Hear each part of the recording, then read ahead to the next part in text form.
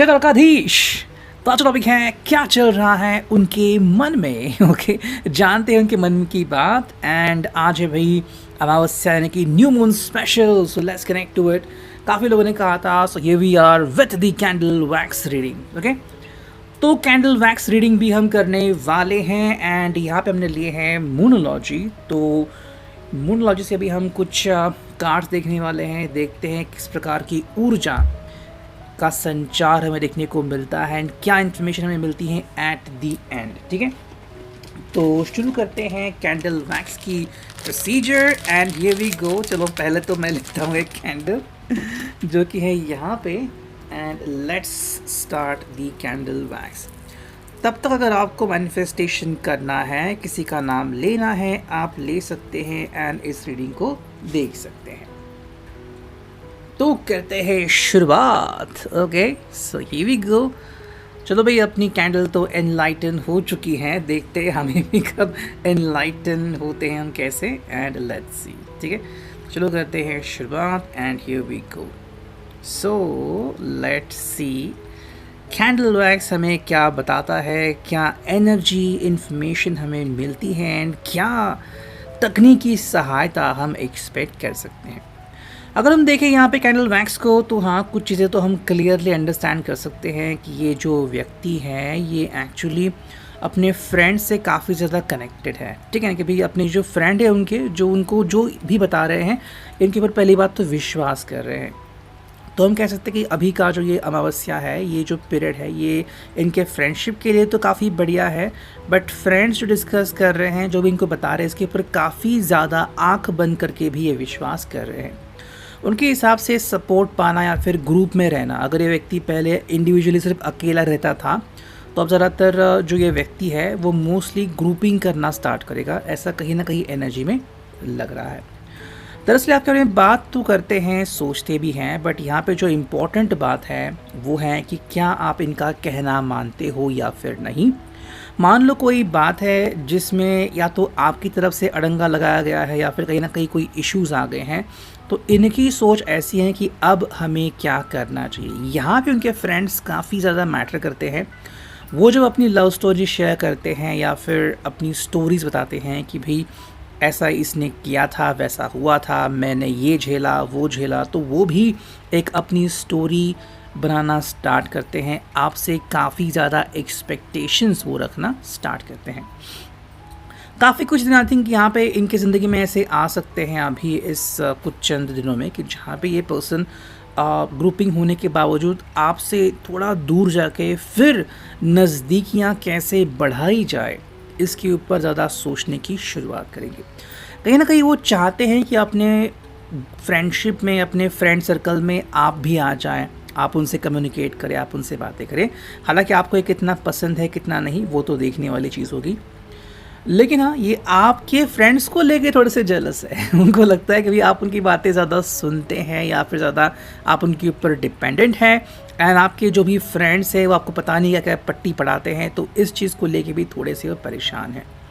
मेरे हिसाब से ये पर्सन एक्चुअली एक बेस स्टार्ट करना चाहता है, ऐसा बेस कि जैसे कि मानो इन्होंने कहा कि अब मुझे घर गृहस्थी शुरुआत करनी है या फिर कमिटमेंट देनी है, तो ये अपना बेस बनाएंगे। मतलब इनके रूल्स होंगे, इनकी प्रोसीजर होगी एंड आपको बस आके वहाँ पे इनको सपोर्ट करना है।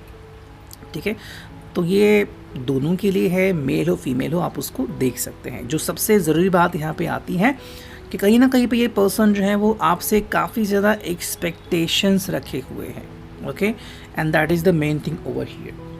अगर हम बात करते हैं यहाँ पे, सो हम क्लियरली ये समझ सकते हैं कि ये पर्सन आपके थ्रू जानना चाहते हैं कि आप इनसे क्या एक्सपेक्ट करते हैं।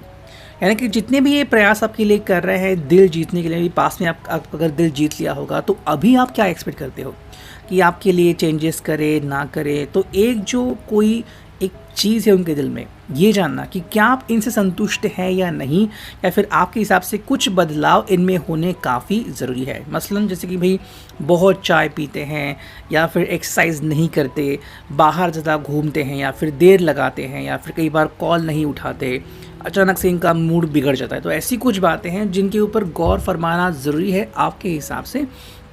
लेकिन आप शायद उनको बताते नहीं हैं, तो ये चीज़ वो आपसे जानना चाहते हैं। दूसरी तरफ से अगर हम देखें तो कहीं न कहीं के हिसाब से आप दोनों का जो बॉन्ड है वो इतना बड़ा होना चाहिए कि कोई भी इस बॉन्ड को तोड़ ना सके। हालाँकि इनके हिसाब से चीज़ें ऐसी डेफ़िनेटली होंगी जहाँ पे बहुत से लोग कोशिश करेंगे आपका बॉन्ड तोड़ने की, लेकिन अगर हम देखें जैसे कि आपको एक यहाँ पे बड़ा-सा एक बल्ज दिख रहा है यहाँ पे कि सारे ड्रॉप्स यहाँ पे गिर रहे हैं, तो ये मानो आपकी फ्रेंडशिप है या आपकी लव स्टोरी है, लेकिन ये इतनी मज़बूत है कि इतनी जो है कि यहाँ पे जो गिरे हैं ड्रॉप्स वो इनको हटा नहीं पा रहे हैं।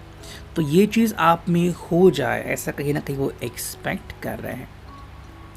आपकी जो दोस्ती है या फिर आपकी जो फ्रेंडशिप है, आपकी जो लव स्टोरी है, वो कहीं न कहीं भी थोड़ी-सी फ्रैजिल भी हो सकती है। जिसकी भी फ्रैजिल है या फिर कि बहुत ही नाज़ुक है, ऐसे में वो चाहते हैं कि ये और ज़्यादा स्ट्रॉन्ग बने, लेकिन आपके ऊपर कोई भी चीज़ वो थोप नहीं रहे हैं, ठीक है? अगर आपको लग रहा है कि आपके ऊपर ये कोई चीज़ थोप रहे हैं, फिर कह रहे हैं कि भई आपको मुझे ही फॉलो करना होगा, तो नहीं। लेकिन ये आपसे एक्सपेक्टेशंस ज़रूर रख रहे हैं। लेकिन अगर आप कह रहे हैं कि सिर्फ़ आपने कहा इसलिए मैं करूँगा या करूँगी, तो नहीं, ये उनके लिए बिल्कुल भी पॉसिबल नहीं है। ये आपको एज़ ए इंडिविजुअल मानते हैं, आपसे प्यार मोहब्बत भी करते हैं, लेकिन आपको पूरा फ्रीडम दिया है उन्होंने।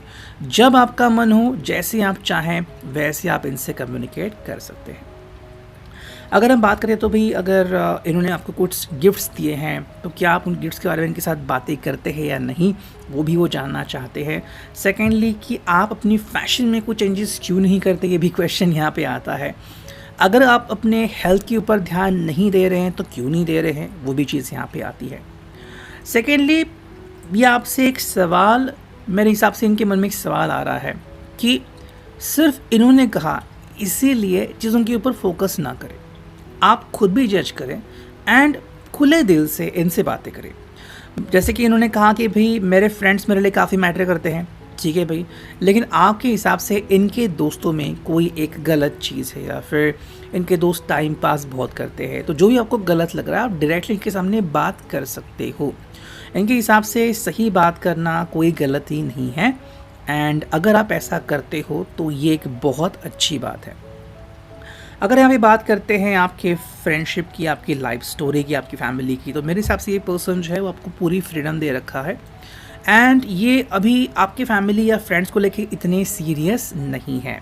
लेकिन हाँ, ये आपके बारे में बहुत ज़्यादा सोचते तो हैं, लेकिन जैसे मैंने कहा आपको सपोर्ट भी करते हैं एंड कहते भी हैं कि आप एक इंडिविजुअल हैं, आप जैसे चाहे वैसे ज़िंदगी जी सकते हैं। अगर आप जल्दी कहीं पे घूमने जाने वाले हैं या फिर अपनी अपनी इंडिविजुअल ट्रिप पे जाने वाले हैं, तो उसके लिए भी ये रेडी है, कोई भी इश्यूज़ इनके मन में इसके लिए नहीं आ रहे हैं। अगर आपको लग रहा है कि शादी के बाद हो या कमिटमेंट के बाद हो क्या ये बदल जाएंगे, तो नहीं, ये आपको फुल ऑन सपोर्ट करेंगे। जो भी आपका मन हो, आगे पढ़ाई करनी हो या फिर कहीं पे जॉब करना हो, उसके लिए पर्सन रेडी है। अगर आपके मन में सवाल है कि भी इनका पास्ट लाइफ का क्या इशू है या फिर अगर इनके ज़िंदगी में कोई एक्स था, so what about that one, तो कहीं ना कहीं एक्स से जो बातचीत है वो या तो बंद हो गई है कम्प्लीटली या तो धीमी पड़ गई है, ठीक है। हालांकि अगर चांसेस उभरते हैं तो उनके एक्स से ही शुरू होंगे, उनका एक्स ही कोशिश करेगा इनसे कम्युनिकेट करने की, फिर ये रिस्पॉन्स देते हैं या नहीं, ये टोटली इनके ऊपर डिपेंडेंट हो सकता है। हाँ, आने वाले कुछ पल ऐसे ज़रूर हो सकते हैं जहाँ पे इनका गुस्सा तूफ़ान बन के आ सकता है, लेकिन जल्द ही शांत भी होगा।